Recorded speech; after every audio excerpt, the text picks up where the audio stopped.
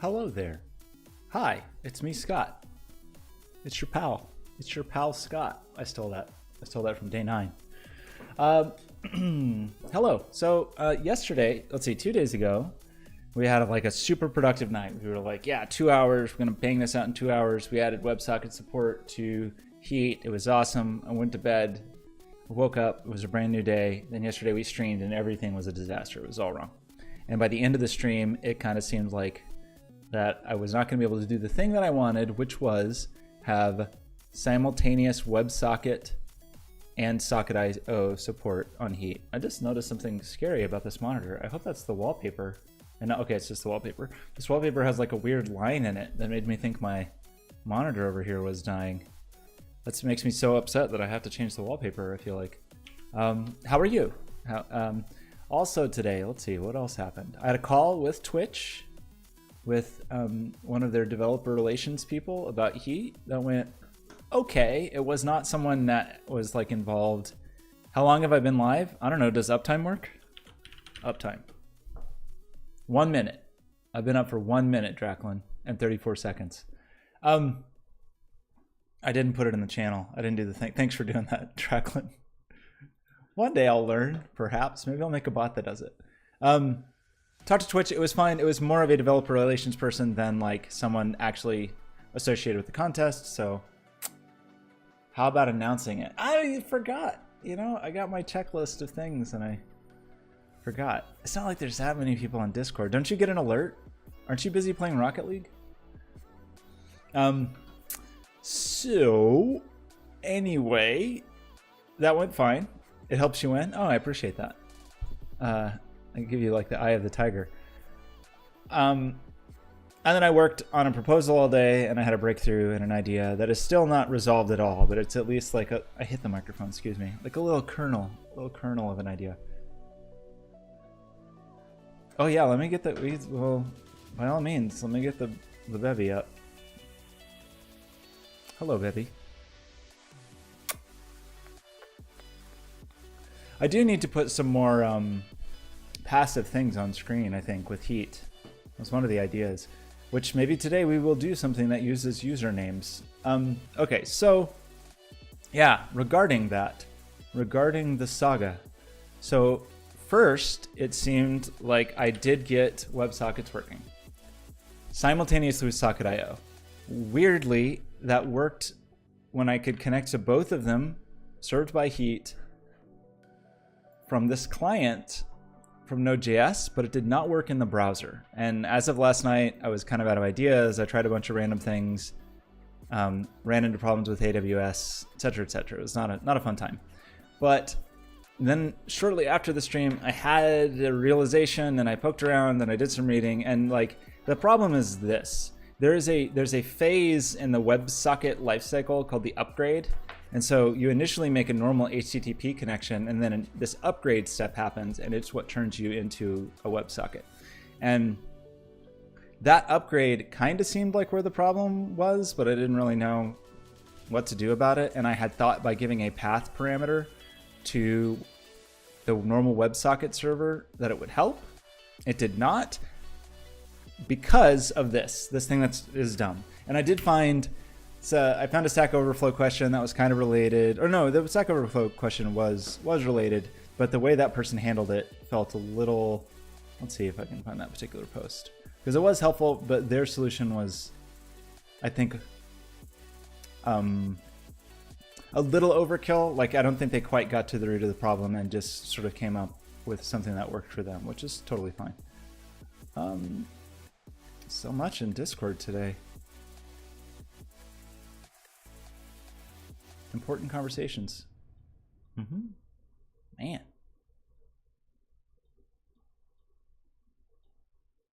I'll find it. Okay, this is the one. This, I believe, is it. So here's the thing. This is the error I was getting, And then somebody suggested this thing in the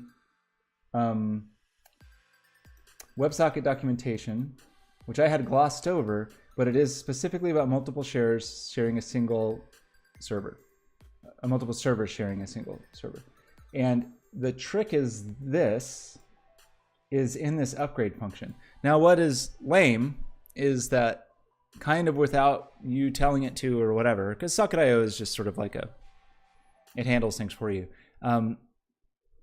Socket.io registers an upgrade, and if you give it a server, the WebSocket server registers an upgrade. So they're both simultaneously trying to upgrade the connection, and that is where the issue happens.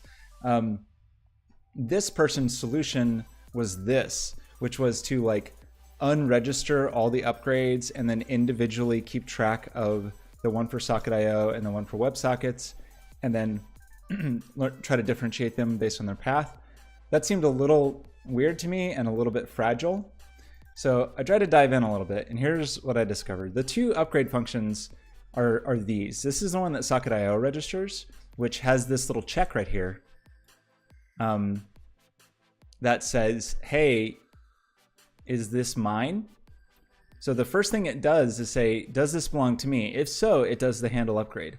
Otherwise, it does this thing where it'll like schedule it to be destroyed if nobody touches it, basically. Because so basically you just don't have these like lingering open sockets.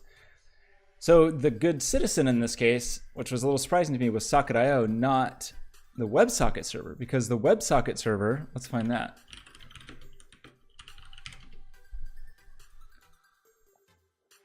This feels not right to me, or like feels kind of sloppy, sort of. So the deal is this, in its, yeah, this is where it sets its upgrade. So that's the default for it, the default upgrade, which is super simple. It just says, oh yeah, handle the upgrade. But the thing is it doesn't do a very good job of saying like, hey, is this mine? Is this even mine to handle? And you can pass it a path and say accept only connections matching this path, which what I have kind of naively thought meant like, oh, only pay attention to things on that path. Unfortunately, the way this is implemented, and I mean, I did not dive through this line by line to fully understand it, but the way that I understood it was, let's see, it's the should. Yeah, it's this is what we call is handle upgrade is what gets called. And so right here is what gets called by the thing it registers. And down here it does this thing, should handle, if not should handle, and it returns abort handshake. And part of the should handle is the path. So basically it appears to me to be doing a thing that says, am I responsible for this? If I'm not responsible for this, like kill it, like murder the socket, which is pretty weird. Like that seems not great. And so in this example that you see here, they didn't, no, not that example, where here, this no server function is passed to the constructor, and then, or this no server, whatever, flag parameter argument. And then that makes it not register the upgrade, and then you are supposed to manually register the upgrade and look at the path. And so what I decided to do in the end was to, unlike this person who, again, like kind of let both of them register and then went in and fussed around with it a little bit, I decided to leave Socket.io alone because it actually seemed to be doing the thing that it should be doing, as far as I understand it, which is to say, hey, is this my responsibility? If it's not, just let it go. Versus the WebSocket server, which is this my responsibility? If not, I will crush it and destroy it, which was causing it to kill the Socket.io connection. So my solution, which I want to test today, but I believe is working, is this. So we call with the no server, kind of like here, and then manually register an upgrade that basically says if it starts with Socket.io, don't even bother. Which you would think their path function is. I mean, and I almost am tempted to like file this as a bug, because it seems inappropriate that the WebSocket server would kill connections that it decided not to handle. That seems not great to me. Maybe there's some logic there. Anyway, but by doing this, it's as simple as this, I think, is to pass the no server and then, yeah, just say, hey, Socket.io has it. Otherwise, I'm going to go do my thing. So I tested this very lightly last night and it seemed to work. I think what I want to do today is try to deploy it. I did local testing last night. Seemed okay, but I did not deploy it because I'm paranoid about breaking the server this week while Twitch is doing judging, because it is judging week.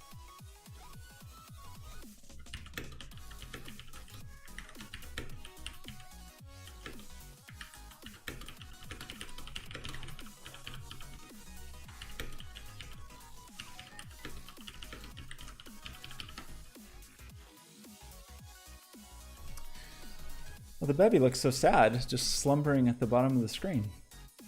Okay, so here's last night's diff. So let's go through it and just make sure. I did some reorganizing.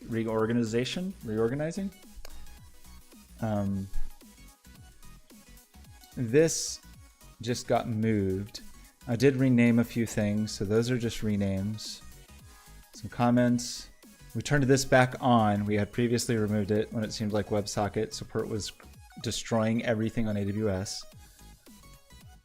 Just move this around. A var? What? What? Not in this script, good heavens.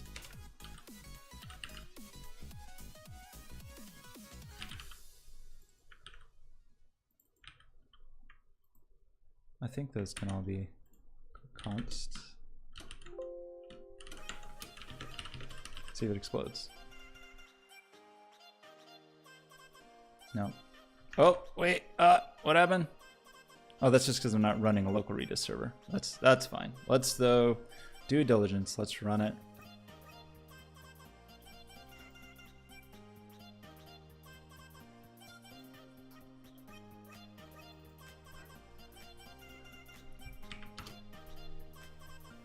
Okay, yeah. I think we're good. So, any more vars in here? There's more! Sometimes you cut and paste stuff all the time.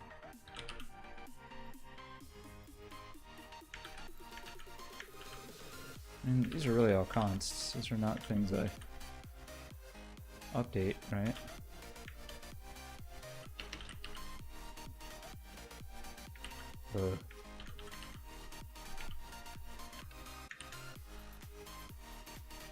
One more time. Open the Redis server again.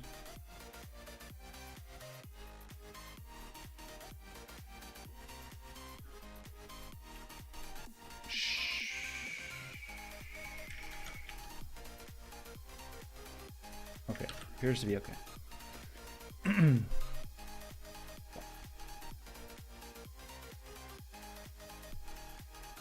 We get Redis. This stuff, I think I just moved down. A lot of this is just shuffling things around.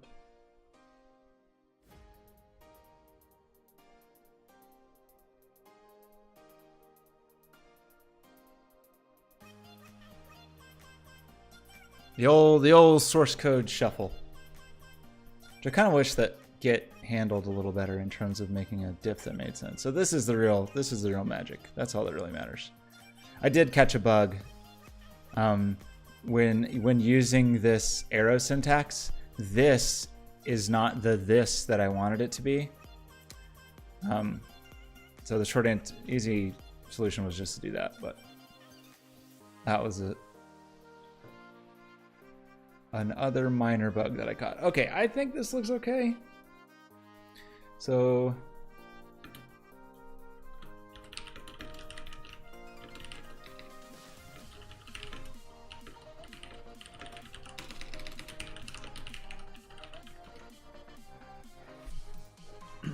and then we will try and EB deploy. EB still, I mean, it's Elastic Beanstalk, but in my mind, it's Electronic Boutique. Does that even exist anymore? EB Games? Is that like, are those gone?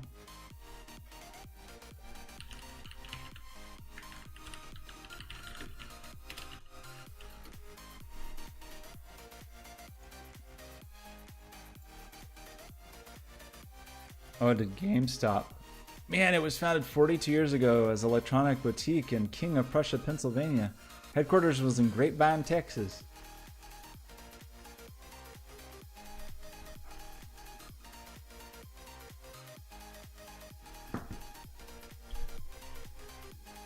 Internet meme.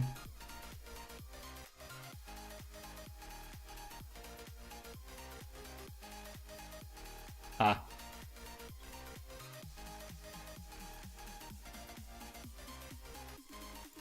I mean, do you still exist, DB Games? Are you still alive? I don't even have like a particular fondness for it. It's just a thing I remember from once upon a time. Like Babbage's software.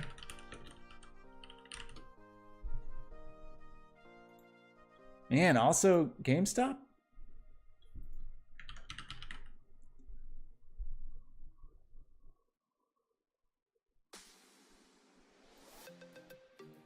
"91 video games accounted for 2/3 of Babbage's sales." Huh.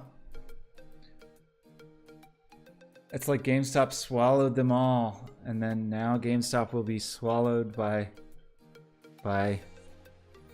the death of the used games market, I guess. Okay, so that all seems fine, I think. So we're gonna EB deploy. I just got distracted. I did it to myself. Oh, I'm in the wrong directory.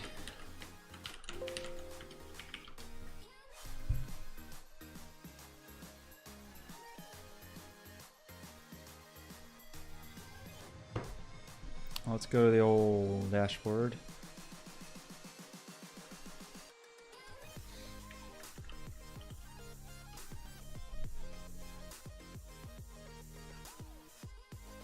Oh, this is gonna be the wrong account. I think I'm logged in to work stuff.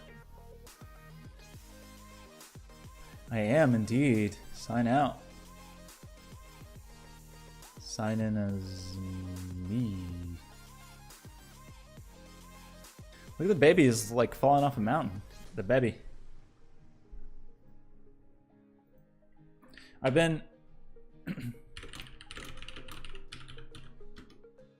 pardon me one moment.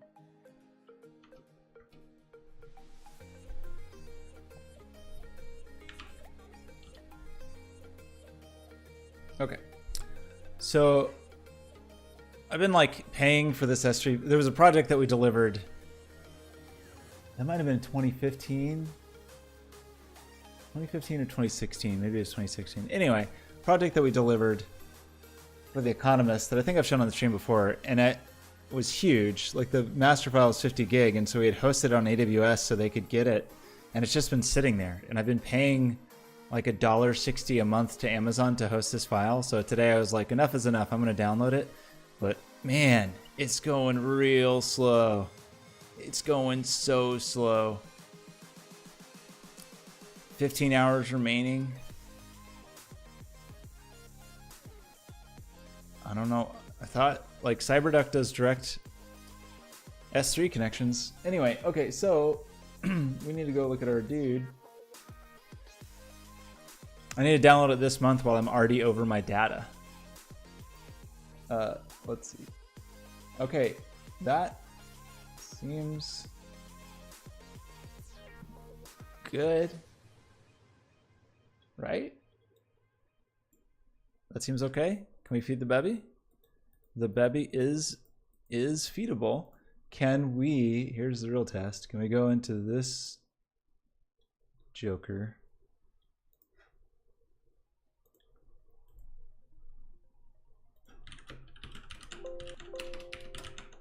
And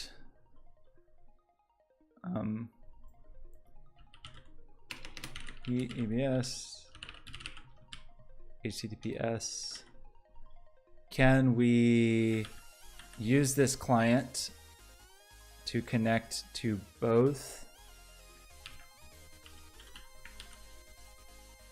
WebSockets and Socket.io. WebSocket open and Socket.io open, and if I click on the video, I should get 2 sets of coordinates. Oh man. Okay, we're still not fully out of the woods yet. So the next thing to try, we should just make sure that straight up heat is working, but it appears to be.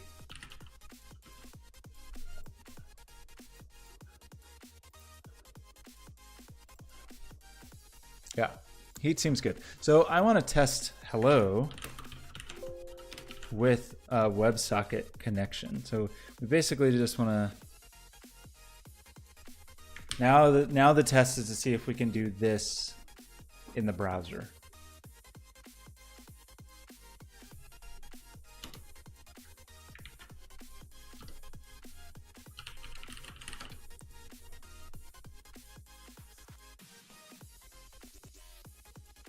If so, then this could be like the foundation. This whole thing could be the foundation of a new heat library.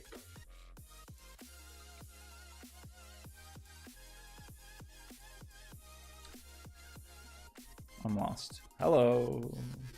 Okay, that's all Socket.io stuff.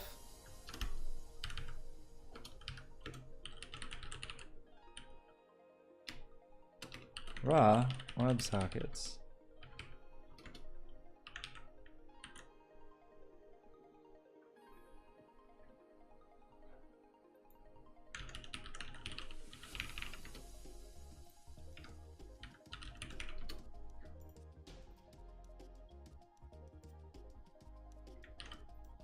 Well, I can't do that. Of course not. Now we got to do all this nonsense.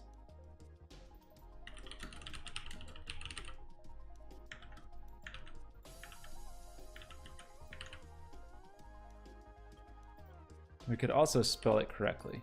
Another thing I recommend is spelling your methods correctly. Okay, I got a WebSocket open.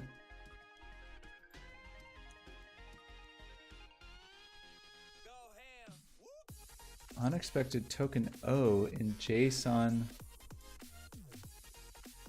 Excuse me?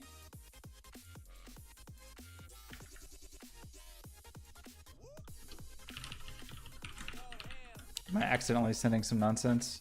Very likely. Oh.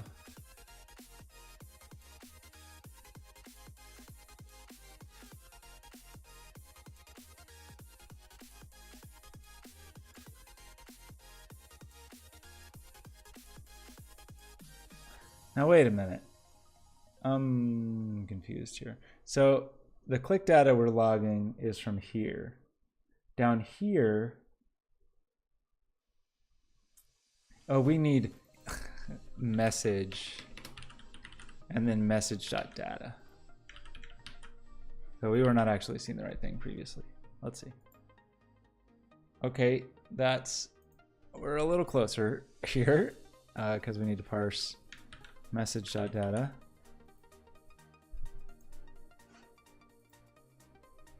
Okay, we're doing great. Getting closer. Well, we don't even have a handle click in this instance. We're just up here. We were just logging.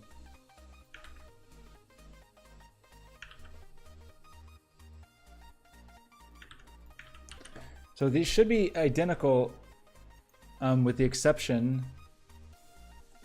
Well, no, we do it either way. We left the payload the same either way. I was going to say that the click, we weren't sending the type with Socket.io, but we did because it was just easier to, rather than having 2 separate payloads. So that's pretty awesome. This payload is coming from Socket.io, and this payload is coming from a raw WebSocket. Just kind of looking at the code balance between those two things. So the biggest disadvantage of Socket.io is this, is it's a dependency. And it's a dependency that's really easy to include in a browser, but like in Unity or on some like little embedded hardware platform thing, it's not so tidy. Oh, the Bebby is not looking healthy. Okay.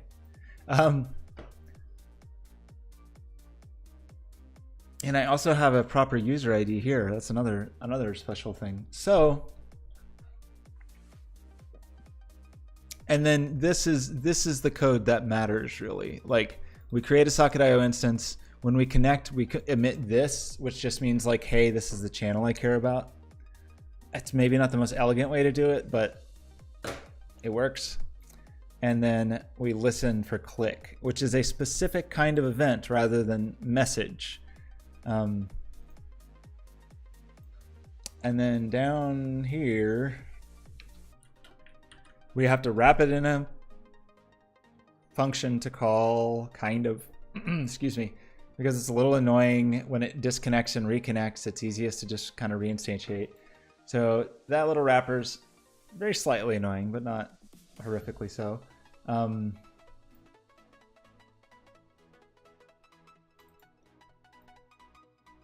This is the same thing we're doing here on connect when we emit a channel. In this case, we are sending channel, which is kind of the only string it recognizes. Oh, you know what? I kind of bet you could crash the server right now by sending bad data. How did I do that? Oh, no. We check if there's JSON panel. So JSON parse could throw something though, I think. Like we could throw, you could probably stick something in JSON parse that would make it very upset.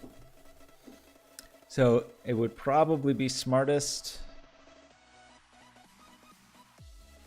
Yeah, I bet you could put invalid JSON in there, sure. Okay, that's a thing we should probably fix, which I guess, unless there's like a try parse.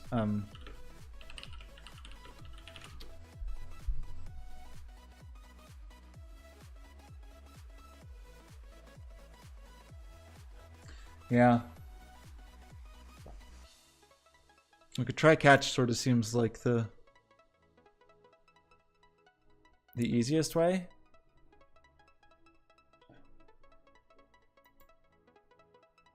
Okay, I'm gonna ignore that for just a moment while I continue to go through this code. Okay, so that's a potential vulnerability on the server side. This error stuff is not really doing anything, and then close is important because if the server disconnects, you need an auto reconnect. Socket.io does that automatically. So this isn't the worst.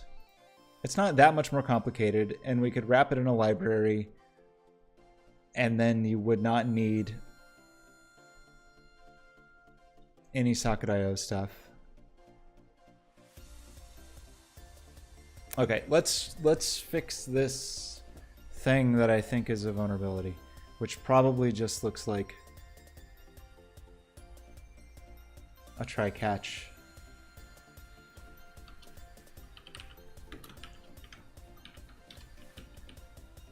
I mean, do I even have to really catch? Can you just try something without catching?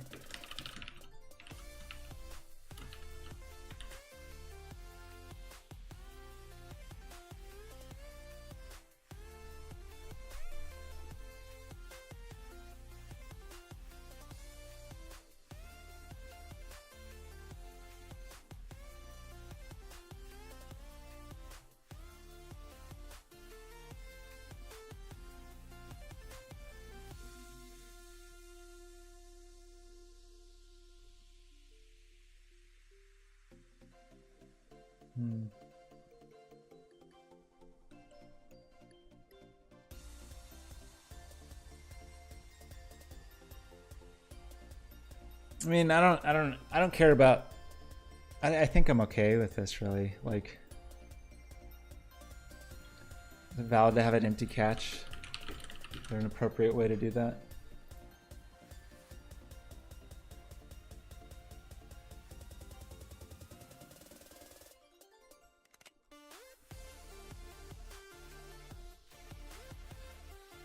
Will I get in trouble with the law?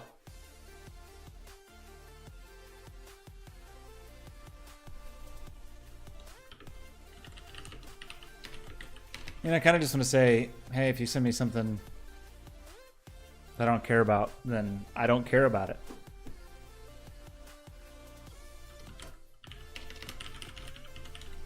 Let's do this for local testing. So let's revert you and you to local, and let's do something like this.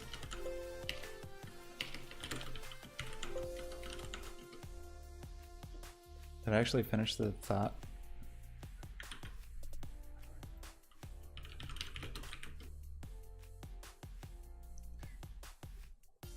The Regis server. I should just leave it running.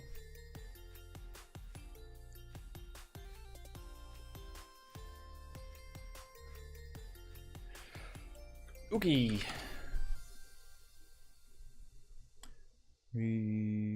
What's broken now?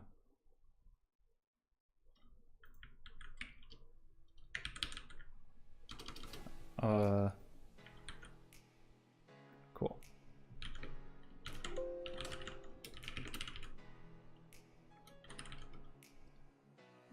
Okay, WebSocket open, great. So let's try sending something bad here.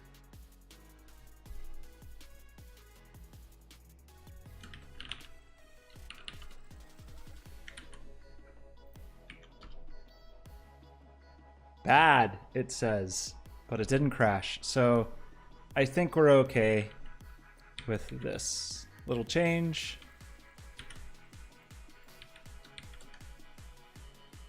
Actually, I'm a little curious. What would it have done if I did not have my try catch?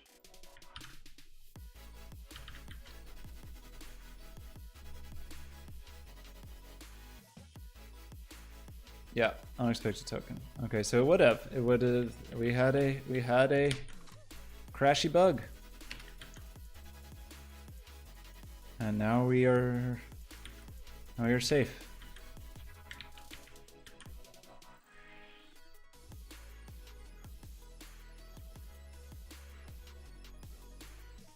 Gotta validate that data.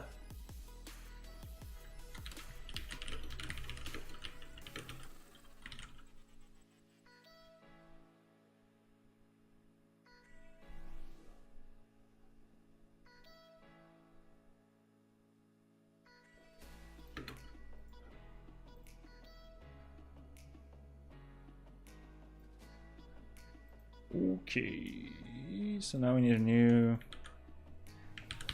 Wish I could kill this process, but apparently I can't. Cool.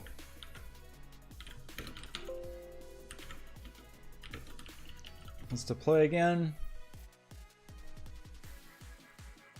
This may take a while. Okay, so... if that's all good, then the next thing to do is test Unity. Excuse me.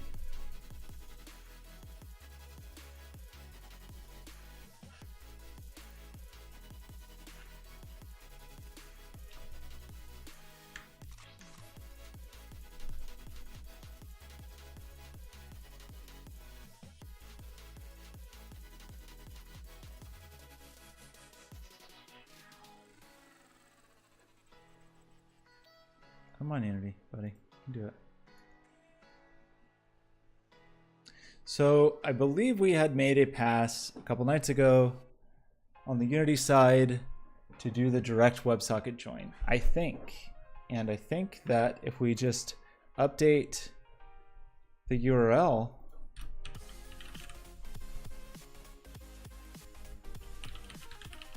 what is that thing called?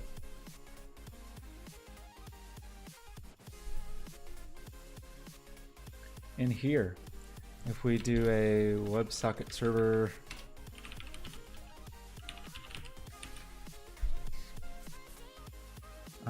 this does not have reconnecting. I mean, this is not very robust because I like wrote this whole dude, but let's just see.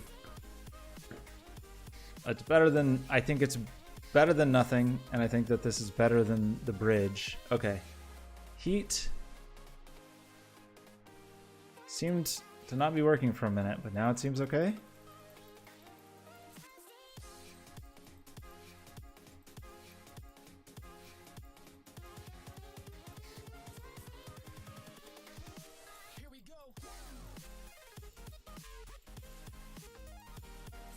Cool. So that is a direct connection from Unity. We've done a direct connection in the browser, and we've done a direct connection from the client. So I think we're good. Oh, Unity 2018 3.7 is out. Excuse me?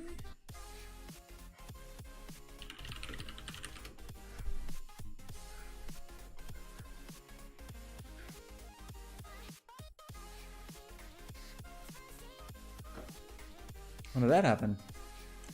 On the 1st, how did I miss such a thing? It's already the 5th?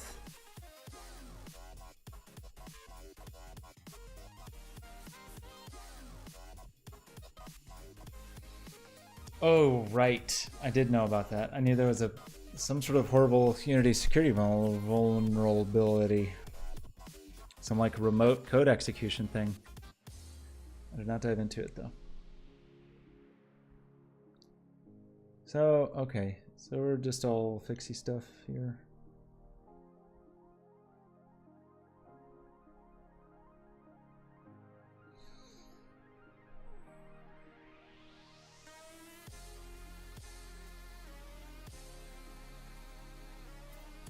Well, okay.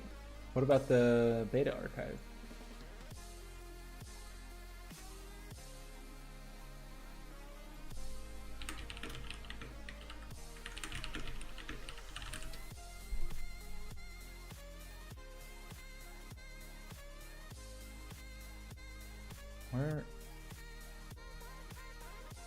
Where are the releases though? Also on the 1st, beta 5.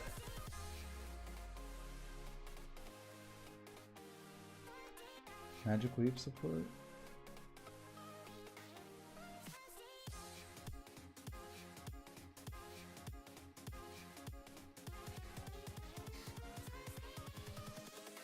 Invincible. Notch and cutout support. I actually haven't done anything with screen safe area because I have not updated any of my apps since notches became a thing.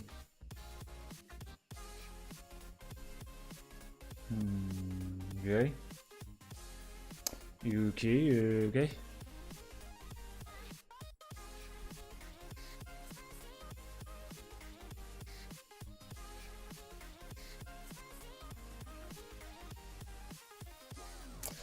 Fancy, very fancy. Okay, so Unity seems to work. So all this stuff seems to work.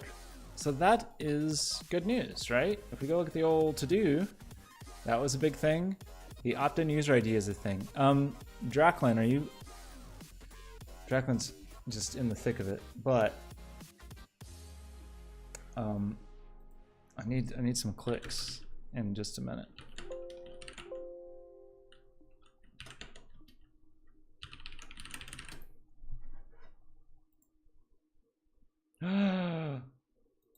WebSocket connection failed. Now it's okay. Wonder why it failed there for a moment. That's scary.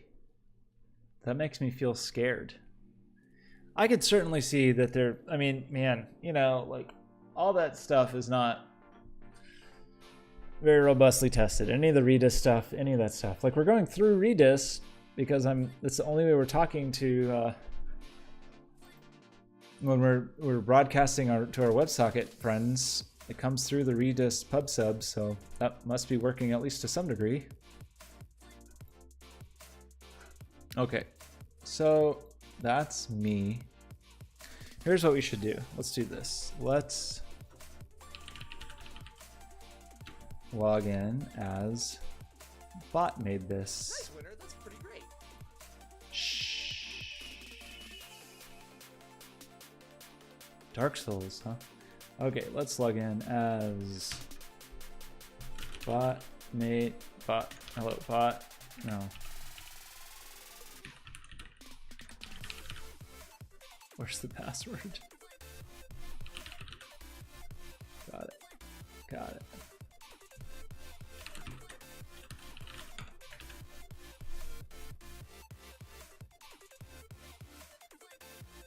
Okay, we are now logged in as this here robot, and let's go to the channel. because I want to see this opt-in thing. Well, that doesn't look good. Okay, now it looks okay. So mute. There's me looking at me into all of infinity. So these clicks got a little latency, but nothing horrible. I'm seeing my clicks here. Okay, so looking down here, we get a U prefix. I thought that U is not the thing we would get here. But that's the opaque ID anyway. But if we do this thing and click here and click manage access and click grant access, now when I click, I get an actual user ID. So that is pretty cool. That's pretty cool. So we are now capable of getting real user IDs. So what do we want to do with that? The thing that's annoying is Twitch user API. We need a way to look up the user. And I don't like this. It's something I don't like, is that we also need to pass a client ID, which, I mean, I guess is fine. I just don't really want my client ID floating out in the world. It already kind of is. It's not a super secret, but a little annoying. So on the client side, I think it might be a polite, cool person thing to do on the server side, but I don't want to add anything else to the server side at this point. So what we would need to do is do this thing client side, do the get user ID. This API, are they all valid here? Yeah.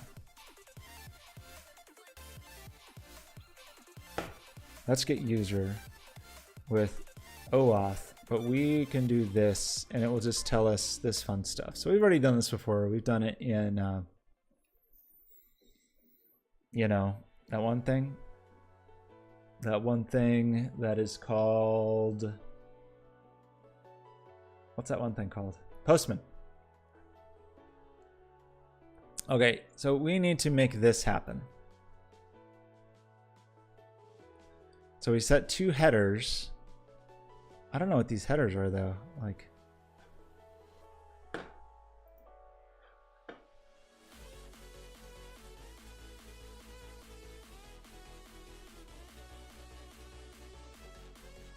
so I am version 5. So we need to send a client ID, but it looks like you can do it as a query string parameter.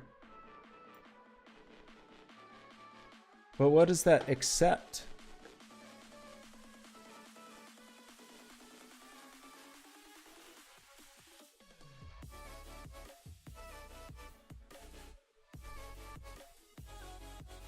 To upgrade your integrations to version 5. Okay, what if I don't?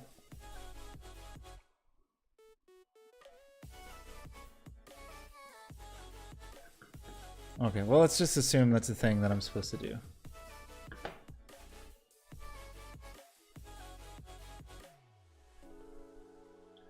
Get user by ID. So we need to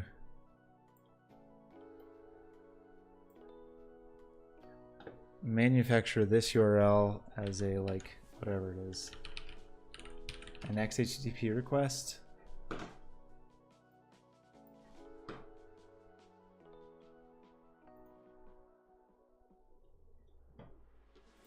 Oh, like Mozilla Docs.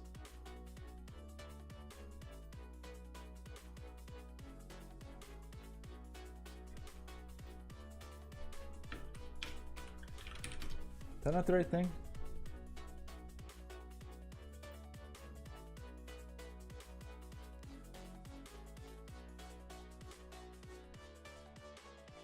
We were doing this somewhere, right? Oh yeah, inside in the video boy, whatever that thing's called, video overlay. We do it here. An XML HTTP request is the right thing to do. So let's just steal this and do. Let's just stick all this in hello for now because I don't really have a great place for it otherwise.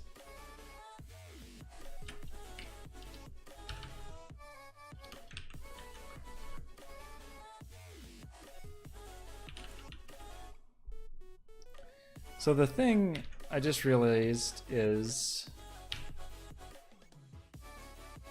I made a poor choice, I think. Because if it doesn't start with a U,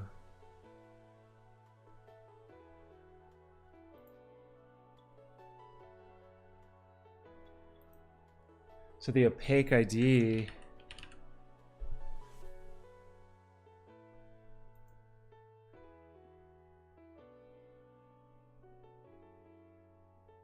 oh, this is weird. Values beginning with U are stable references to a Twitch account across sessions and channels.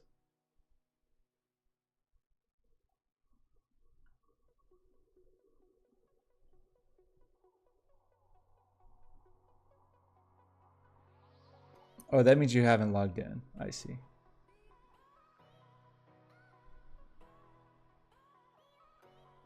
Got it. So I guess the thing that I did not choose to do, which was maybe a poor choice, was let you know that an ID, like in the payload, let you know that the ID is a real ID. Like to say, hey, because all I do is send you ID, and I either put the real ID in there if I know it, or the fake ID if I don't. And then on the client side, if it's going to be the client side job to look you up, you can kind of know, because if it starts with a U or an A, then it's fake. But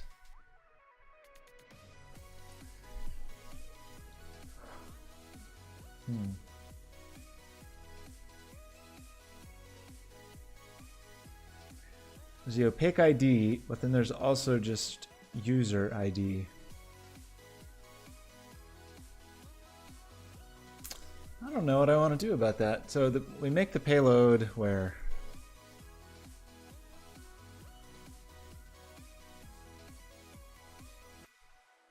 yeah, and then ID is just one or the other, but not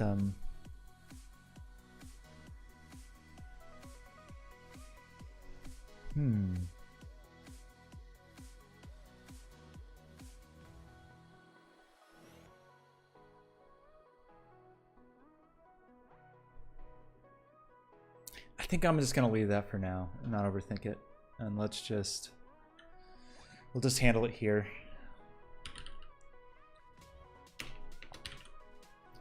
So basically we're gonna do the business to, where was I? What do we need to do? We need to create something like this.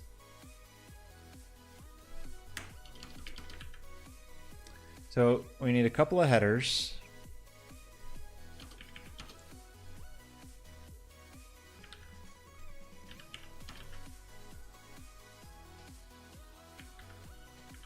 Accept.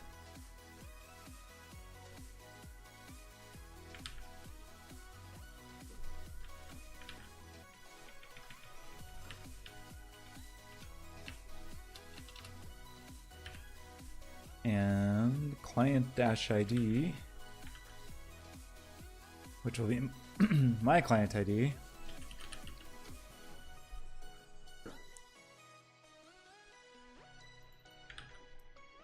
Which I don't think is a secret. If that's a secret, don't look at it. Okay, so those are our two headers.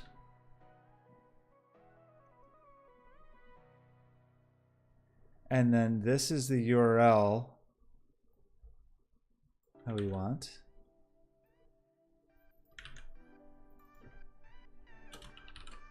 With the ID in here.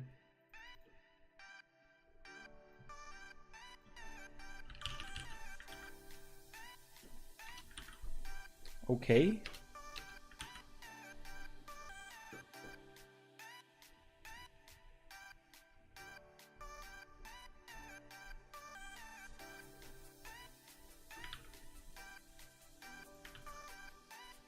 I don't know what's going to happen, if we'll get an error, or I don't know exactly what's going to be the, oops.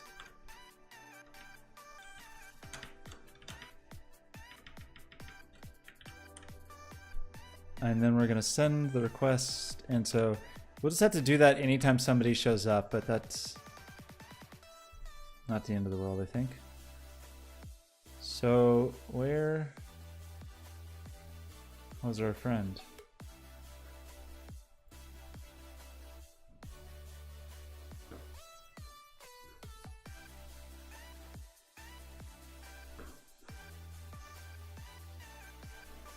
Why do I get an error immediately on refresh? But then it's okay.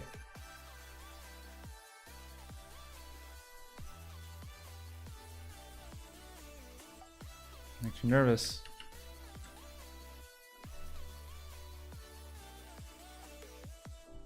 Oh yeah. Well, we didn't actually call that function, so of course we're not getting anything.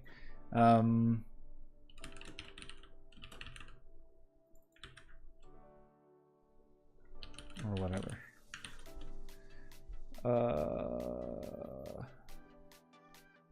So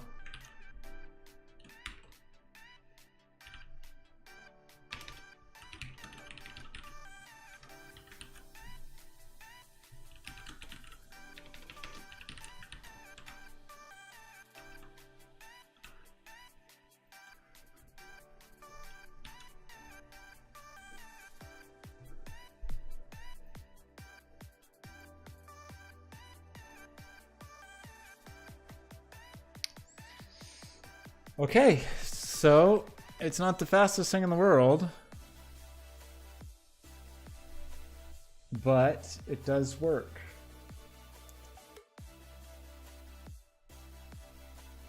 I wonder how we could like get that as a promise or something, like get that value back in a way that mattered. I guess we get a callback and it's okay. I could probably promisify that. Okay, and if I click over here, then it's me, then it's that. Draclin, come click. I need you to click me. He's busy. Okay, well let's open in a incognito window, and I wonder if I'll be able to click it all incognito. So I would be I would expect to have an A prefix on the username and to not get, okay, yeah, bad request, because it did start with an A. So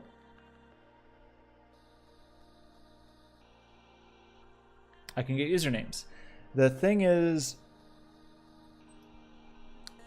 how do I want to handle this? So, because what I would like to maybe do is say, oh, I have your username, let's draw it. Let's draw it with Pixie.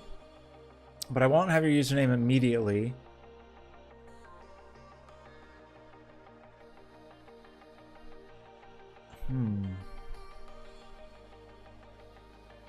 Like, how could I know? I mean, I guess I know the real ID, so I could have some kind of map. And just update the contents of that map.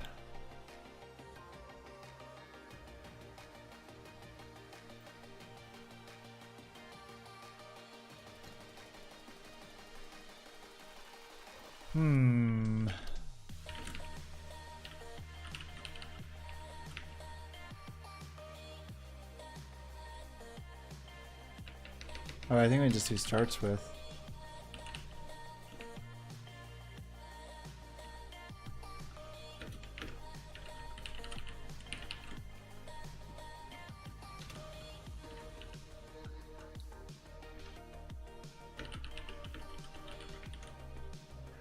Something like that. Why? Why does it fail sometimes when I hit refresh?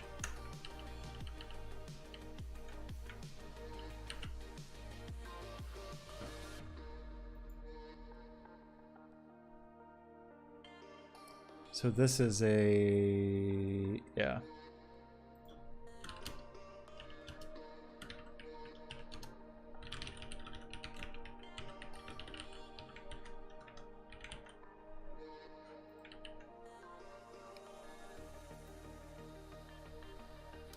A bad user. And then otherwise, what do we need? We need to parse that whole jam.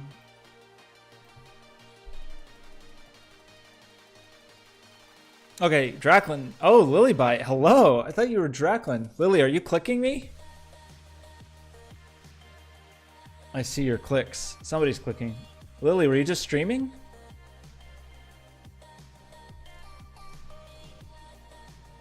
How did it go? How was your stream?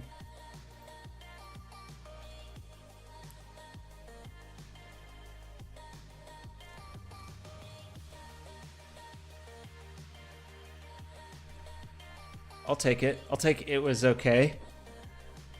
I'll take an okay stream. So...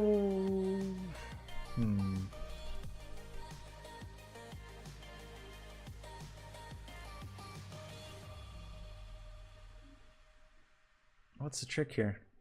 You clicked off the window. Oh, did you like close your browser or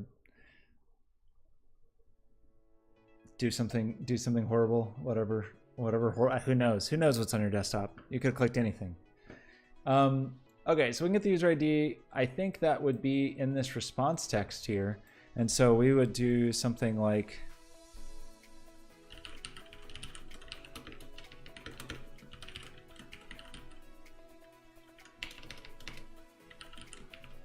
Parse, that's the wrong button, and then a console.log response data dot what?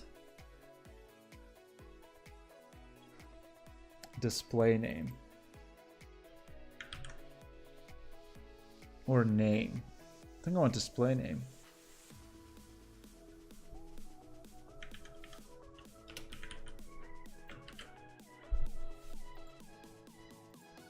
Cool. Okay, this seems fine. That seems fine. This all seems fine. Everything seems just fine. So I'm not quite sure how I want to do this. Ooh, a persistent inventory. What are you using for like the data store for that kind of stuff?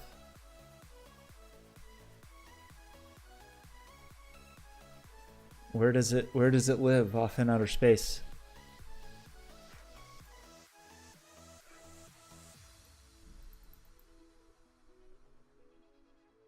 Okay, so saving things as ASCII tables. You know, there's this, I don't know. I'm pitching this. Actually, don't do this actually, because I don't want any competition. But I just finished that Twitch hackathon for the Twitch extension I was working on, and there's a new one coming up for MongoDB. Check it out. $42,100 in prizes. So maybe you should write your inventory system with MongoDB. You do have to make something. I think you can only submit things that are made in the window, so maybe you'd have to make like some little piece of it, but I'm trying to decide what my thing is going to be. What am I gonna Mongo? Okay, so I now can know who clicked me, which is terrific. What do I want to do with that information? If you'll ever move from ASCII, that's fair. But wait, is it ASCII stored locally or remotely on a server somewhere? Where, like, how is it? Where does your beautiful ASCII live? You know what I like is ANSI. I've been thinking about ANSI art. Like, people are into ASCII art, but man, ANSI art from BBS days. Gotta bring that style back. Yeah.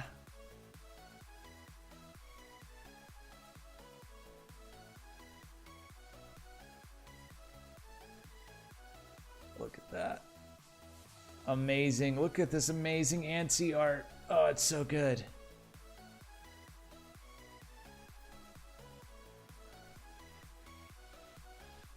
ASCII is a dying art, but I want it to live. I'm with you, man.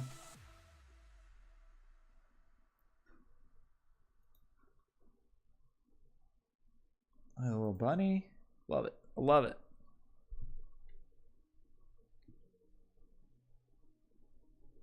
An MMO mud? I'm into muds. I used to play a fair number of BB, let's see, like Legend of the Red Dragon. It was kind of mud-ish, I guess, right? Does it count as a mud? I mean, it was just a BBS game. Door games, that's what it was.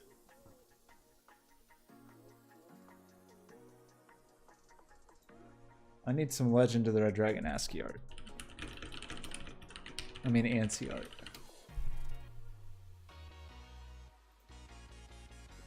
Yeah. I was not good at these games. I was decidedly bad at these games, but they were still cool.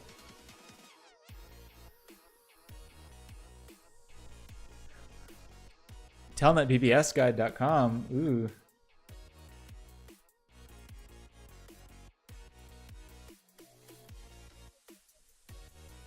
Oh man.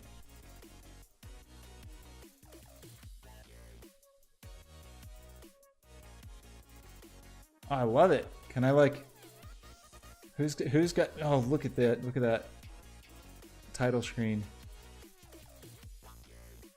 I ran a BBS for a little while when I was 15 maybe. Can I find like cool. I don't remember what software it was.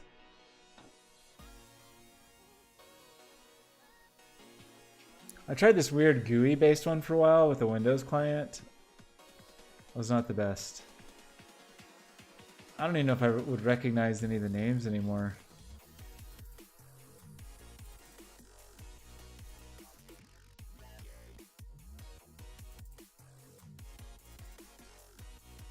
Synchronet, I'm pretty elite. Waffle. I don't know. None of these is ringing a bell right off the bat. I'm glad this still exists. Oh, Wildcat. I remember Wildcat.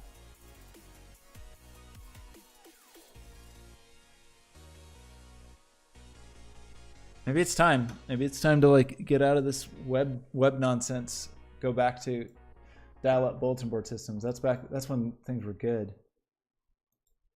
It's been downhill since then. Okay, so we got the the WebSocket stuff working. We have the ability to get these user IDs. It's a little annoying. I don't like that it's like a separate request every time where there's going to be some delay, which is not my favorite thing. That's awesome. I want to dial up into your game. Add a dial up option. I don't even have a phone. Can I dial up with my cell phone?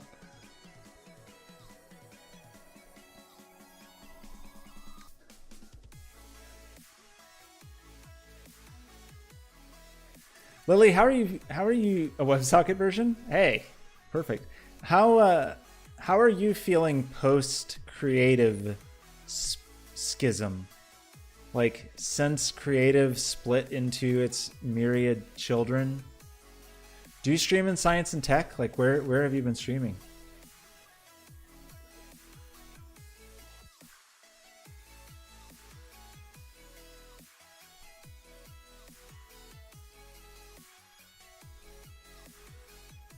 Yeah, it seems that way. Like game devs do science and tech, but I feel like I don't know. I feel like I get less people swinging by. I felt like streaming on creative, it was more common to have people drop in out of nowhere.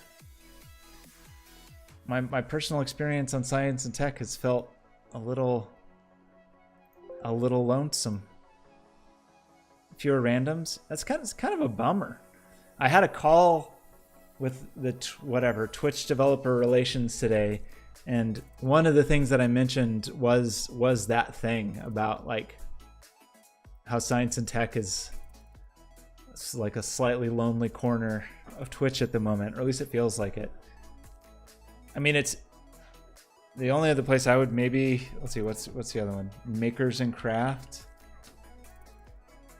It seems especially weird to me that science and tech and where people making games is split from makers and crafting. Like that seems really weird because like half the stuff that I do might qualify as makery kinds of things, but it's, man, it only has 400 viewers right now. I kind of feel like Twitch put the game development tag. Did I not? I thought I did. Oh, maybe I took it off one day. I think I'd actually, thank you for pointing that out. I took it off one day when I was doing a workshop brainstorming stream, I think. Okay. Now, that was my problem. Now people are just going to come streaming in. What other tags should I add?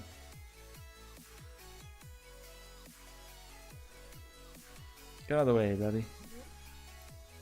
Okay, so what I want to decide is how to manage this. One thought, I mean, we definitely want to, either we have two options kind of. Either we do like we did with Paint, where as new users show up, we maintain some kind of new user object,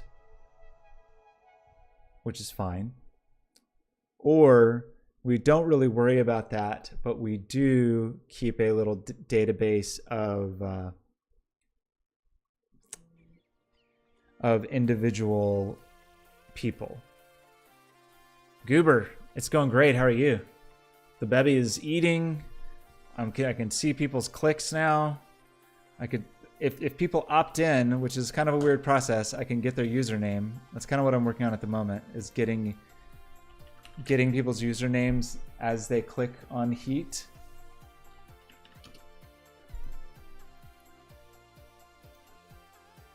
So these are anonymous clicks because you're not logged in, but when I click, I can look it up, and so I can potentially like draw little blobs on the screen or something that I don't know what they do. What do they do? Maybe the first thing is it just shows your name. So let's see.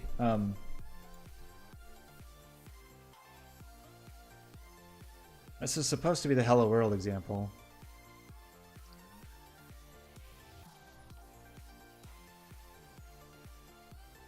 Let's just make a new thing. Let's make a new thing and call it something. Let's call it names.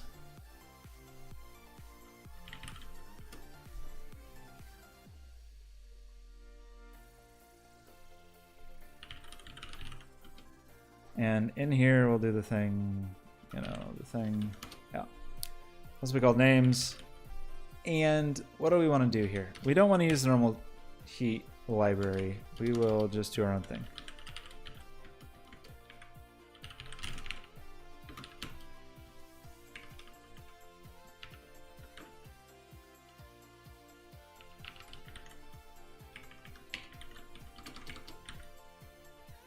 And we will do all this business.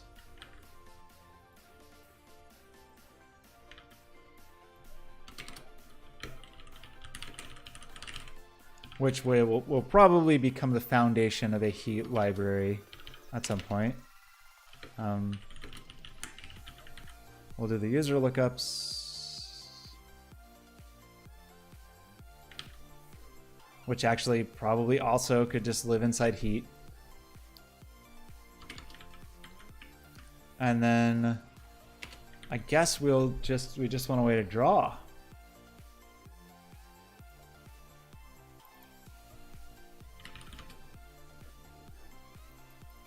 Yeah.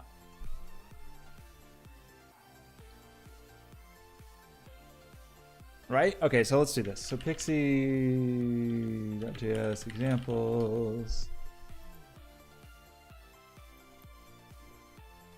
I have not done anything with their text stuff.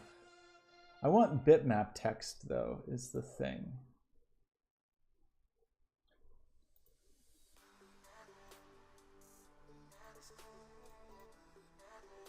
Anybody? Nobody? Because then we would have to...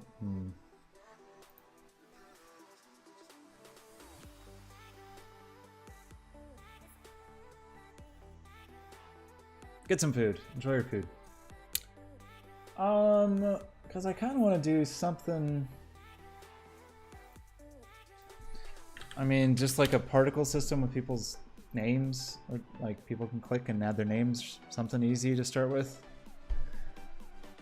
So that just draws on a canvas. Each piece has its own. Each piece of text has its own texture.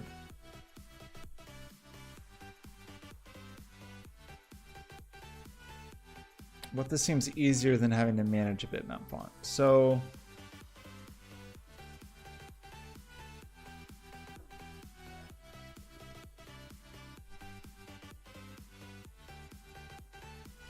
let's just do it.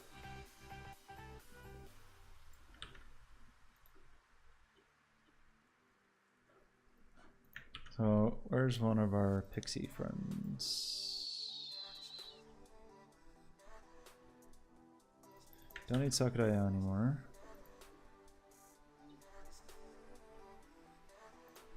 We do need Pixie. And we need to remember at least somewhat how to use Pixie.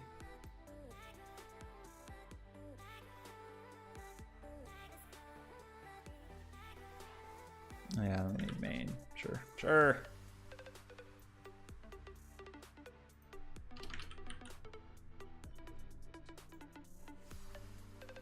Now we want this. Yup. And we want. Just found myself sitting here scowling. Why am I scowling?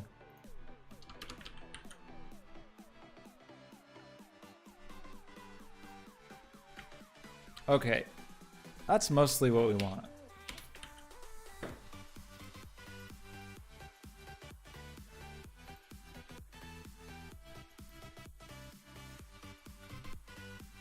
Something's in my eyeball. What is it? Okay, let's get this thing. Great.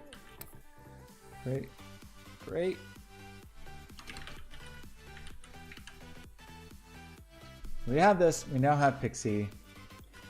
We now should be able to do this thing. Then what do you do with it? Is it a texture that you give to a sprite? I think it seems to extend sprite, and then you can just give it coordinates. So we could do something.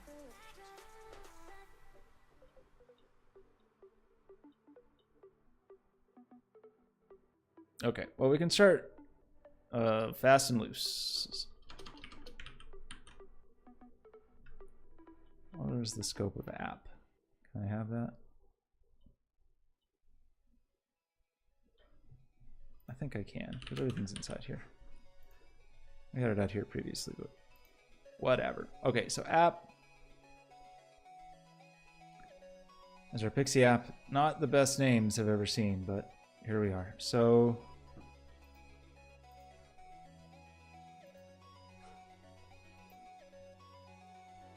style is not defined. Style is not even. Oh, it's a whole big old thing.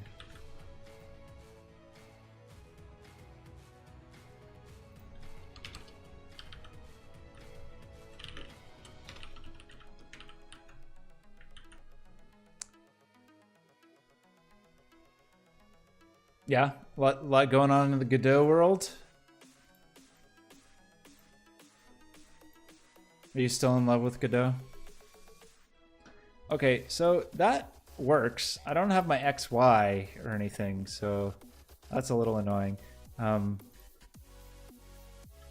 Yeah, man, how do I want to do this? I want to like have a promise.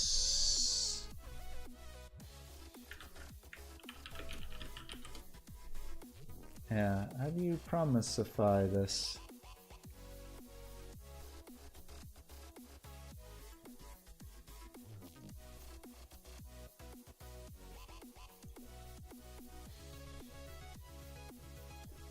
Ah.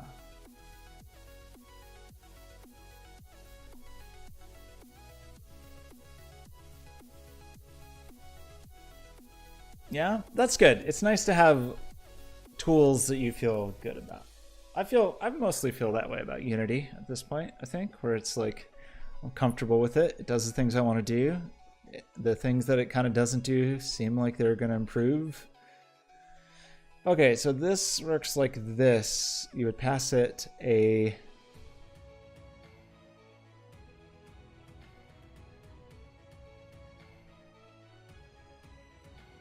callback, really.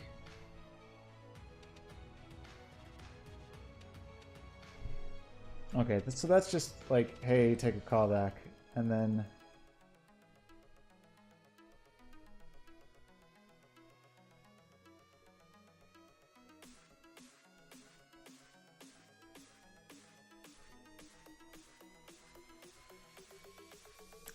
now return the promise, and then the promise is resolved here. Otherwise, it's rejected.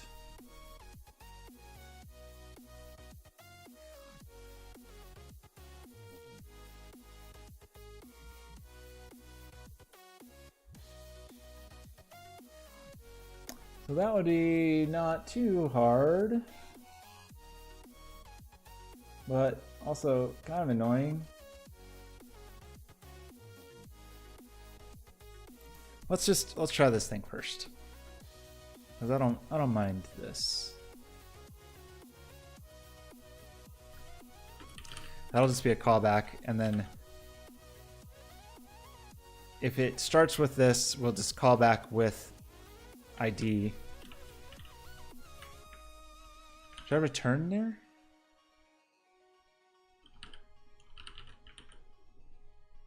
And then otherwise, we will call done with this. And then upstairs, where we call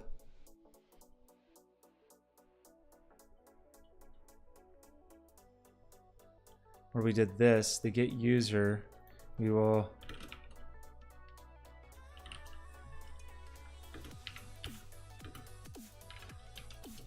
is this insane?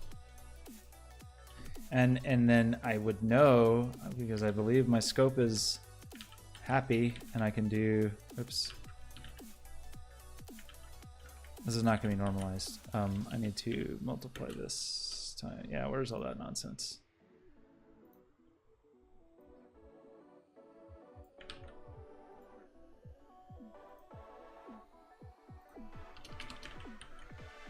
Normalized X, normalized Y.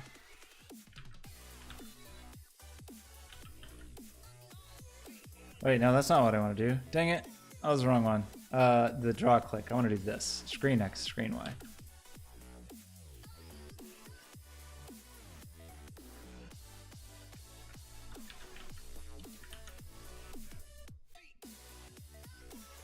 Is my alert working? I think it's probably not. Yeah, I think the WebSocket gets disconnected. Even that didn't work. There it is. Yeah, I think it's just glitch being glitch, and I'm not reconnecting when the WebSocket gets disconnected. Okay, so yeah, we want screen X, and we want screen Y, and we want to add the child, and so on and so forth. And that was you. Great.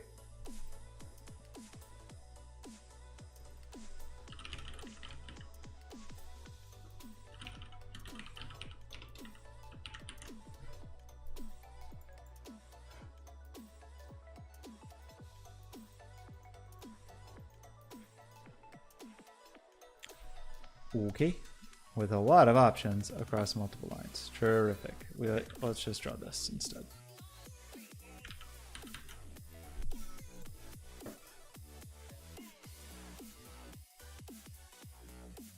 What are these weird?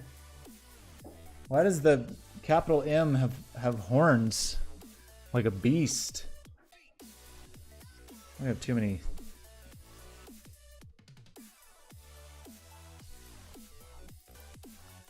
We need a stroke and a shadow, right? I like the cool gradient though.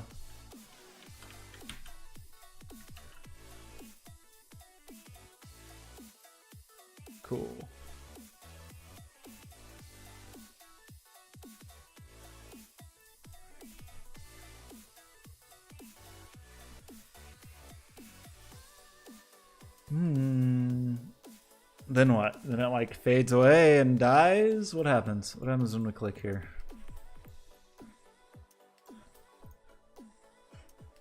So anyone watching, if you click the video, you should see not your name, but an anonymous ID show up. And if you want it to be actually you, you'll have to click on the heat icon and opt in. So there is a way that I can prompt people for that, but I don't want to be annoying. And so I don't quite know how I would want to do that. It looks like this. Excuse me. Where? It looks like this. Like if you click down here, you can say access, and then it's like slightly hidden-ish.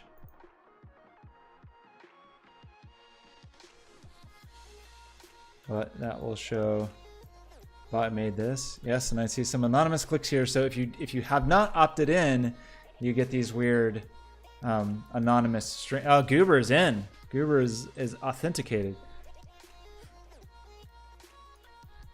So normally what I like to do to be able to test these things is to also support,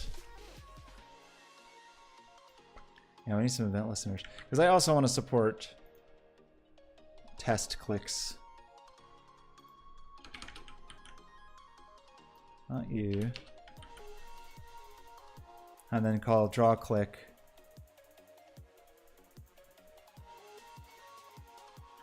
With whatever local test, and then otherwise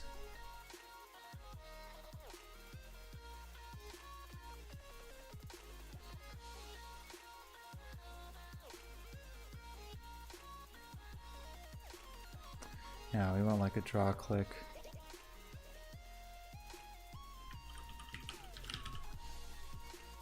Something like this.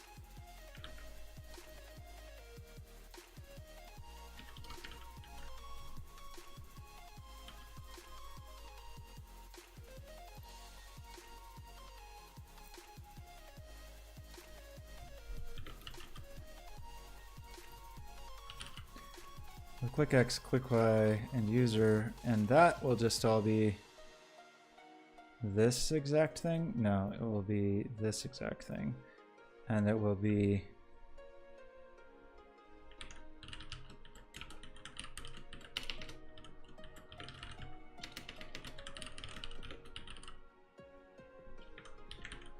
and then all this stuff. No, actually we don't. We want to send in the raw one.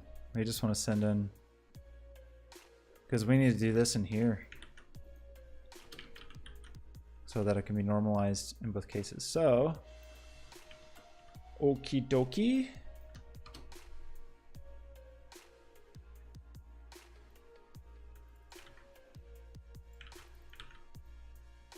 And these will be JSON data.x and JSON data.y.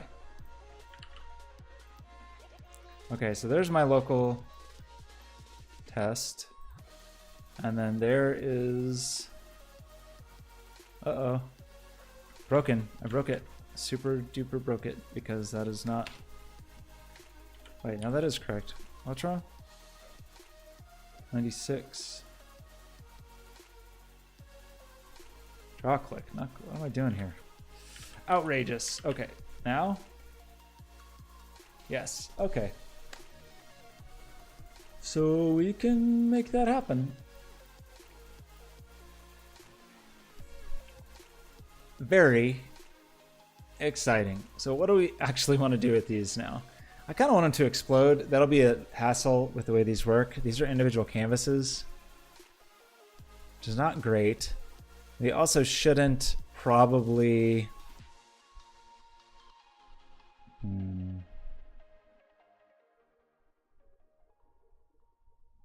trying to think of something just mildly interesting to do with these. So they allocate a new texture each time. They could be relatively short-lived though, which would not be that big of a deal. And so they could just live there and then scale away or something like that. Scale into oblivion and die.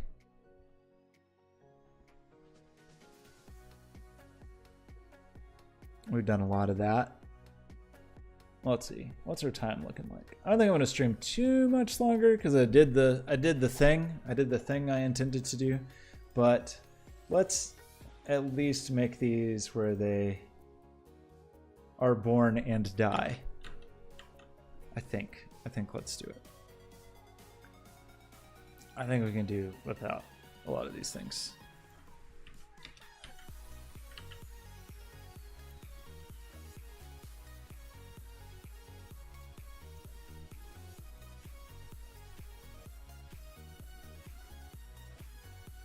It's gonna be weird for people who, I guess I can just say like anonymous here. So down here, instead of returning this, I can just say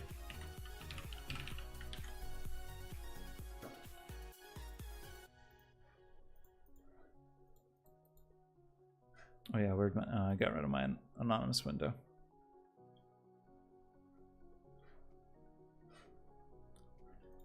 That's okay. Okay, so what are these things going to do? We need just some kind of class that does the thing. We've done this so many times. Can we just steal it? So like, what's the last thing we did that with? Hearts. This is a whole other animal. It's not Pixie.js based. The kisses, I don't think we were that advanced yet. Yeah, those aren't individual objects. Although maybe that's fine. I mean, really, we just need to like loop through them and then kill them. Let's just do this, right? We just need to make a sprite container.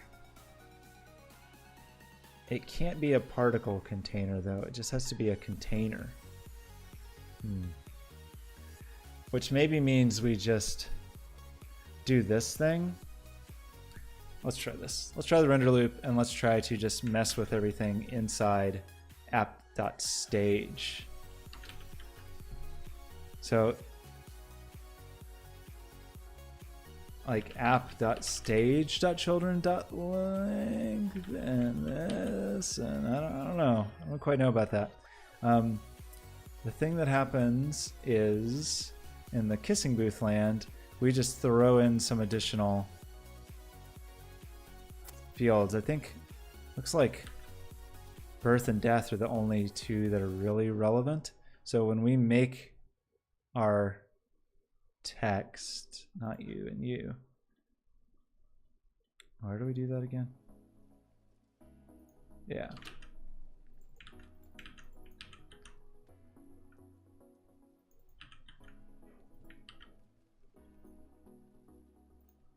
I can't believe that worked on the first try.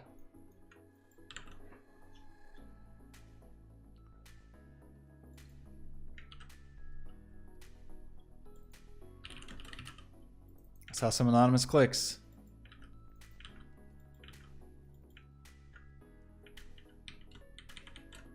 I'll rename these so they're no longer kisses. So right now they die in 1 second.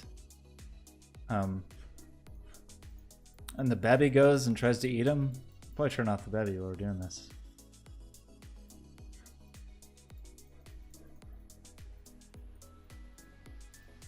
Okay, so those could live a little longer, right? They needn't die so quickly. Still kind of surprised that that worked so effortlessly. Guess we did it kind of right last time. Okay, so they last for 1 second, so let's make them last 2.5 seconds.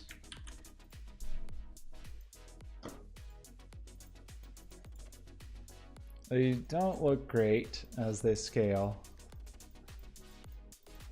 They're kind of boring.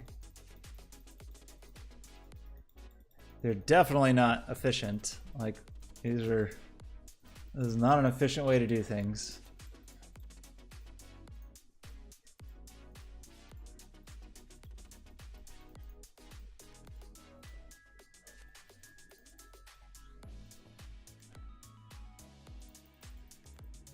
Well, I bet we could come up with some like gamey little thing, because you could persist, kind of like our paint thing.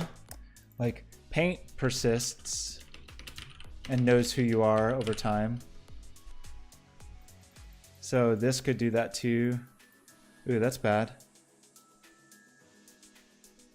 Oh, I was trying to connect to localhost.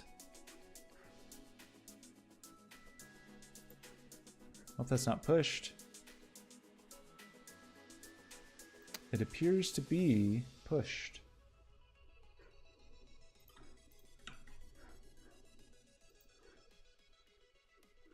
I blew it. But I don't think we actually linked to it, so I'm not super worried about it. Okay, paint.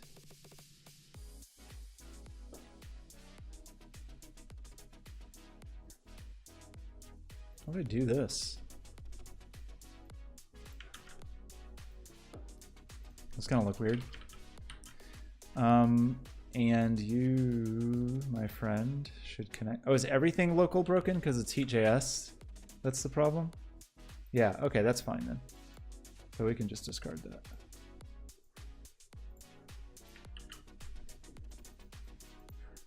And now we can have our beautiful colors.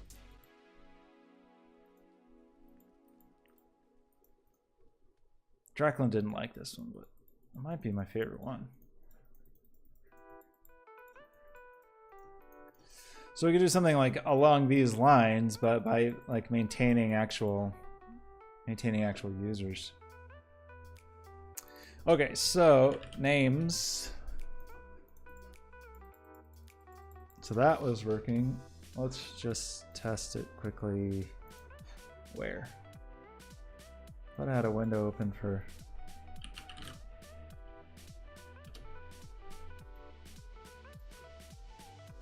Oh, that was in a different browser. This is just me. This isn't going to do anything good.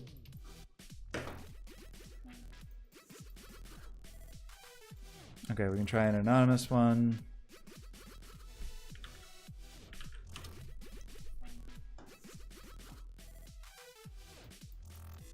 And those are anonymous clicks. Cool. Maybe I should differentiate between anonymous and like unverified. What's the thing called? I forgot what it was called. Let's log in again here.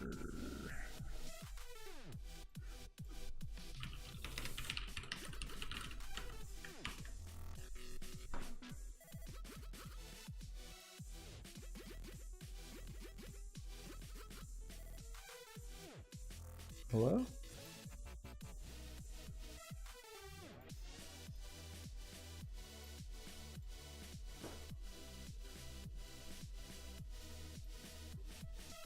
One password broken? Is my computer broken? Is everything broken? That seems not good. Why is one password broken? How will I log into anything ever again?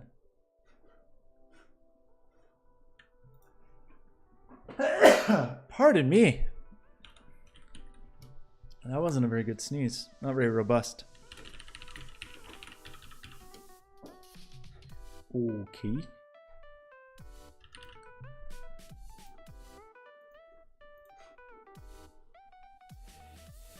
I think I sneezed so hard it logged me out. Okay, now I am logged in as this here robot. So when I click around, I get this. However, if I went here and revoked access to my username, I would be anonymous again. So I don't know if I want to differentiate between anonymous and unverified. Like, I don't. What does Twitch call it again?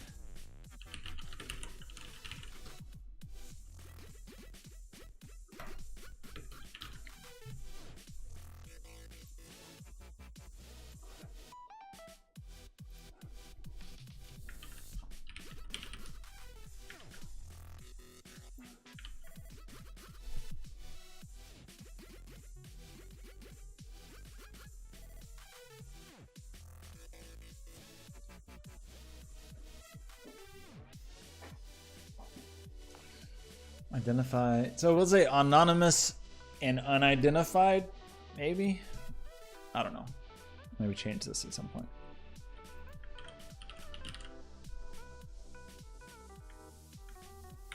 That's paint. Looking at the wrong thing. Sure.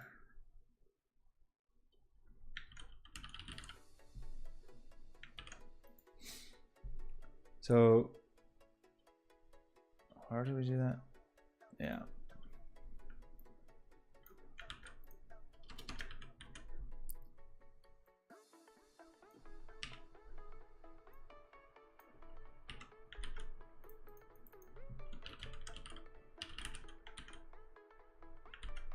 So someone who was in but did not grant access should now be unverified.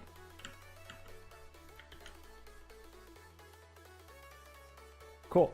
So we didn't like fully promisify, but I think that's fine because we got kind of callbacky. So that now means what? It means that this thing mostly works. It's using Websockets now instead of Socket.io, which is cool.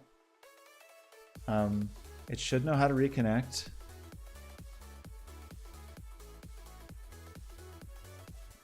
Don't need this.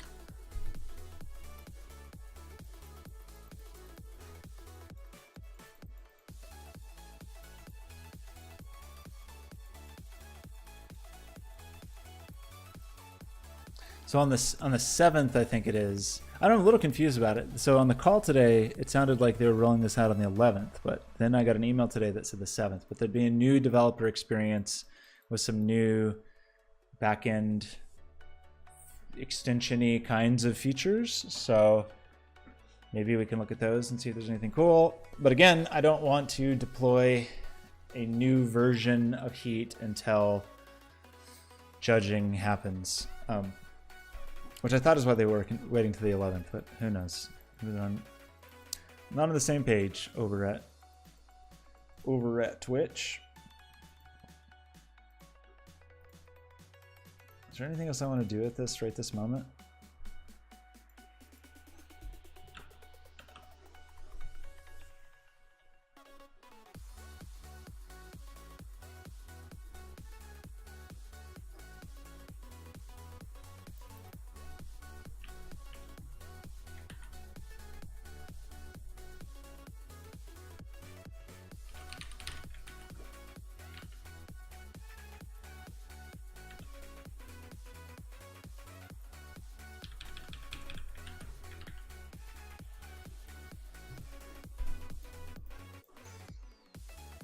It'd definitely be cooler if these explode into judging. So this whole thing has been for this hackathon. I'm never gonna find me. So Twitch, Amazon, I guess, really hosted a hackathon. 1Password is really broken right now. We can't log in anything. That's how secure it is. It's protecting me from my own self.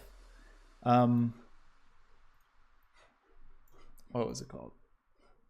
This thing, the Twitch AWS Extension Challenge, which is what I made Heat for. And the submission was last Tuesday, so it's been submitted for a week. The voting time is happening right this minute. I haven't really asked anybody to vote for me because I feel like it's a hassle to... This person has 16 votes. This person had 33 votes. I don't think I'm going to win the popular vote because I don't know. I don't really want to ask people to go log into this service to be able to vote. I assume you have to log in to vote. I guess I don't actually know that. I think I have 2 votes and one of them is me. Anyway, I'm not in it for the popularity contest. I'm in it for the money because the first prize is $15,000. So it would be so lovely to win that. What if I mean, surely you have to be logged in, right?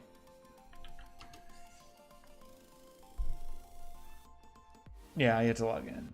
So I don't know about that. But yeah, so the judging for that contest is running this week, and then it's a little weird because it's partially Twitch and partially AWS. So the challenge was to build a Twitch extension, but you had to leverage AWS tools. So there is a popular choice, which is what that voting is, and that winner wins $500. And I just don't think, I don't know. I'm not gonna like press people to do that. But check this out: 15 grand, or even 5 grand, or even 2,000. It would be lovely to get a prize. I think there are something like, let's see. So what does this mean? This means there's 7 opportunities to win money, basically, right?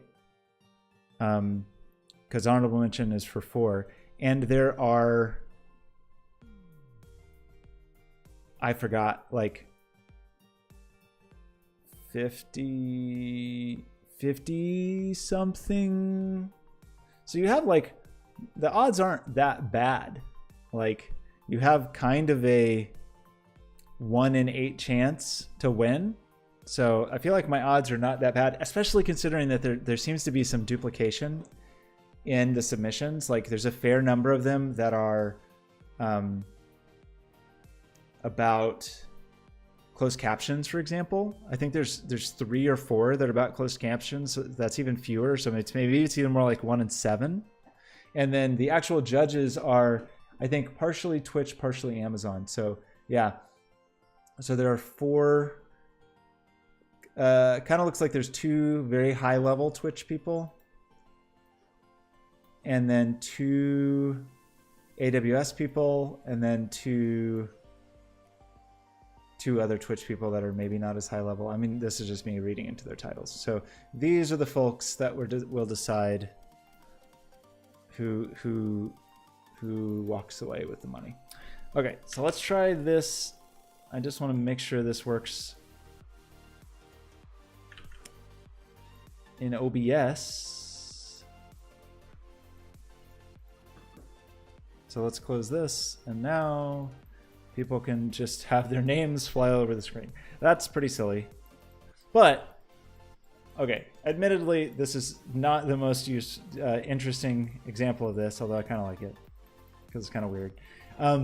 But we bore out 2 things today. We were able to finally get raw WebSockets working, which is great, which is like the foundation of a standalone Heat library, both for the browser and for Unity, which is cool.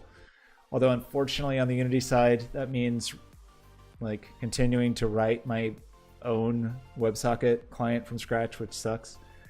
And it also means that we got the unique user ID stuff working. And those are really like, we had these 2 tiny things, but really these were the 2 big things for the next version. So we're kind of, once the judging is over, we're kind of, I mean, actually this is done in that it is deployed. Like these 2 are minor, but they have to wait until we can actually, submit a new Twitch version, new extension version to Twitch. But those are totally done. So maybe we, next time we try to come up with this mobile thing and bump that up from version 2.0. I don't think these are the things I want to do yet, or even necessarily care about. But this one could be cool. And if we're going to submit a new extension anyway, maybe that's the way to go. These are really done-ish. They're just not there. This is all done. What am I doing? You're done. Dunzo.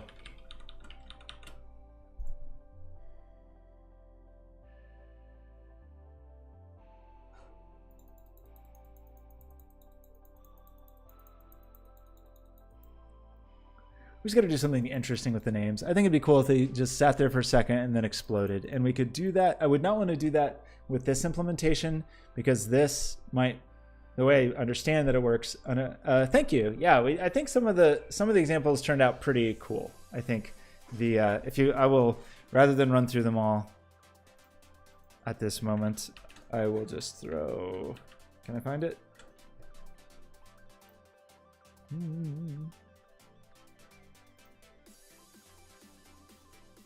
If you want to take a gander at the video here, it kind of goes through all the examples. I think you've probably seen some of them just over the last month, but There's various examples in the video that are a little more tidy.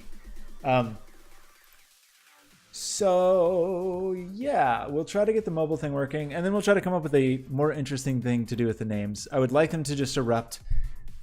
I gotta quit hitting the microphone, pardon me. The problem with the way we did it currently is that each piece of text, every single time you click, a HTML canvas is instantiated and written to and used as a texture, and it's inefficient, and it is a waste of memory, and it has overhead, and on and on and on. And the more efficient way to do things, and the more video game way to do things, is bitmap fonts. And so the cool thing about bitmap fonts is like everything will use that same bitmap, so it's super duper efficient and can all be drawn simultaneously, more or less simultaneously, without a lot of additional overhead. And it should let us. It could get a little annoying on this. We'll have to look and see what Pixie offers us in this realm. But it would be cool to draw a bitmap string and then be able to explode it. In fact, I kind of want to take a quick look at what Pixie offers in that realm. Oops. Oh, I also didn't even look to see if Pixie, if the 5.0 came out. Okay. Pixie extra bitmap text.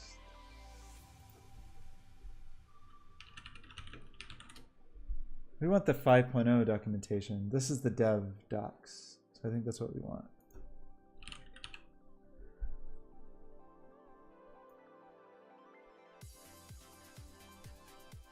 So bitmap text is what we would want. We'd have to have a font, which is fine because I'm pretty sure I own BM Glyph, but we could probably find an existing one. Bitmap font just meaning that all of the letters are already sort of pre-drawn and just packed into one texture. So it would look like this. So you have one kind of texture atlas that has all the letters, and then you just kind of, the software knows where to crop in on little quads with the UVs to find those individual letters to make the words, and it looks good, and it's great. And it's very efficient. The thing I wonder though is if like you can make this and have access to the individual letters, because that's what I would want.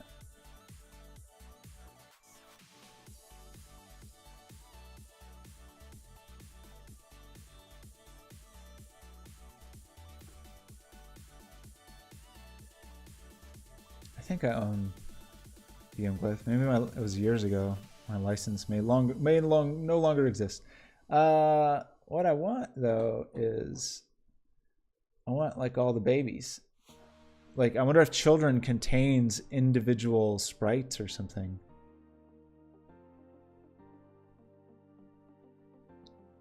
I wish there was an example of this. Interactive children determines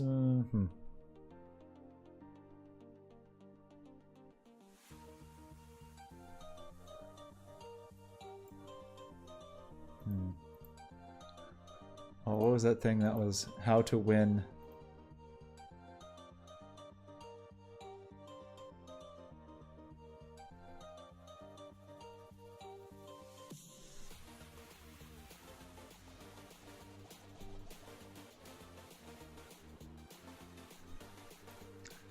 I just want a bitmap font example.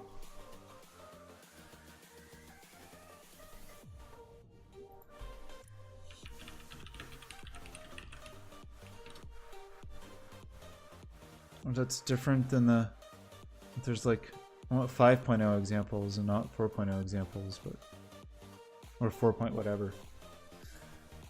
But it seems not to be the case, but we can probably figure it out, right?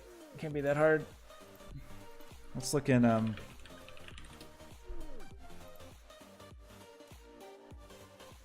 yeah, bitmap text is now in 5.0, but I just wanted to see.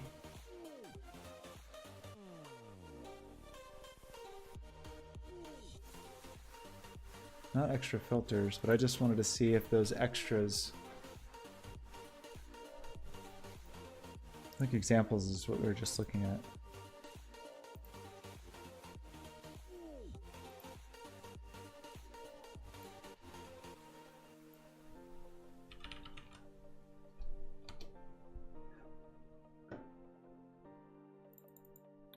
Oh wait, this text demo looks like it does use, excuse me? Well, now the plot thickens. That text example did look bitmappy. This one does not. Latest release. Oh, ho ho. Oh, well, no. I don't even know what the latest release is. Latest development.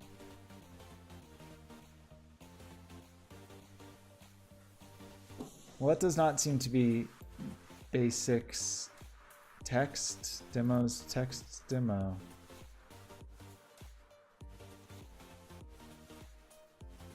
Bitmap fonts are now supported, it says. So I want to see this. Where do I see you, friend? Friendo?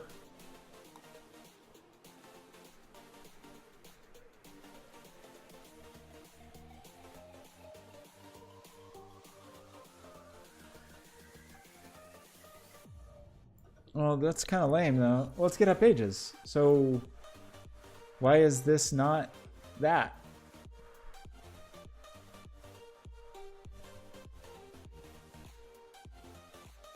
That seems... I'm confused. Basics text.js. Examples, JS, basics, text.js. That is different than what we just looked at, right?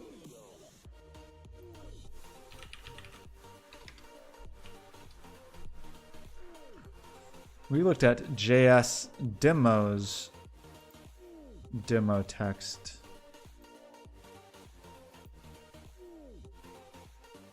Okay, demos text. Aha! I'm fun, it says. And it's right. It is fun. Bitmap fonts are now supported. Okay, cool. So this is great. It uses Google Web Fonts. That would all be Darrell. Desirel. So that is this whole thing, assets loaded, bitmap text, etc., etc. So all these others are not bitmap. Yeah, I would be curious if this is like a container.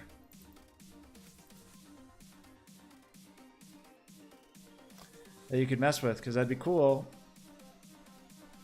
Not like incredibly cool, but a little bit cool. But that's for another day, and that day might be tomorrow, although we really do, I gotta get cracking on this. We got a workshop on Friday, can't forget that. I mean on Saturday, and so really probably tomorrow, but definitely Thursday and Friday streams will be workshop preparation streams. Faux show. Okay, but I think I'm done for today.